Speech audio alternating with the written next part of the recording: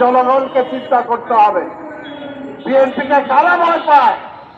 যারা স্বাধীনতার মূল যে বিষয় সেটাকে বাস্তবায়ন হতে দিতে চান না, তারাই আজকে বিএনপিকে ভয় পায়।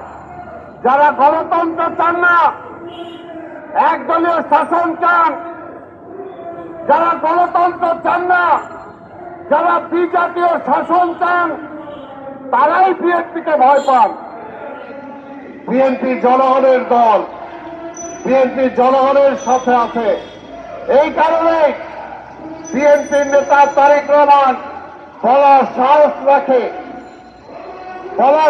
রাখে যাদেরকে নিয়ে আন্দোলন করেছে তাদেরকে নিয়ে নির্বাচন করব, তাদেরকে নিয়ে এই সরকার গঠন করব, এটা সাহস থাকা লাগে। সেই কারণে আমরা কোন ক্ষুদ্র চিন্তা বিশ্বাস করি না।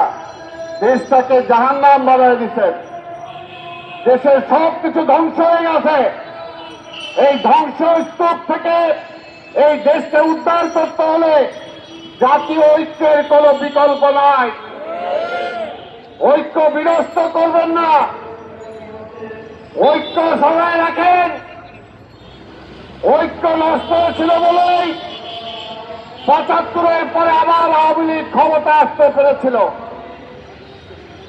নাহলে এই দেশের জনগণ আওয়ামী লীগকে ভোট দিয়ে ক্ষমতায় আনে নাই।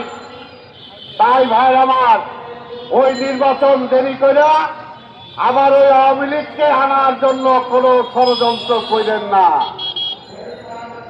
ওই আধিপত্যবাদের শক্তির পক্ষের শক্তিকে ক্ষমতায় আনার জন্য কোন ষড়যন্ত্র লিপ্ত হয়েন না। আর ক্ষমতার লোভ যাতে না হয়, ক্ষমতার লোভে পড়েন না। লোভে মৃত্যু, পাপে মৃত্যু, লোভে মৃত্যু। ওই লোভ করছিল বলে শেখ হাসিনা এক সারি পয়লা ওই গণভবনের পিছনের দরজা দিয়ে পালাইতে হয়েছে।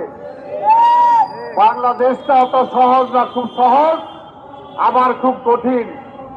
এই বাংলাদেশের মানুষ এমনি মনটা খুব নরম, আবার মনটা কঠিন। সেই কারণে এই সমস্ত মানুষকে নিয়ে হেলাফেলা করেন না। মানুষ কারো কেনা গোলাম না, এই কথাটা মনে রাখবেন। মানুষের স্বার্থের বিরুদ্ধে যে কেউ বাংলাদেশে টিকে থাকতে পারে নাই।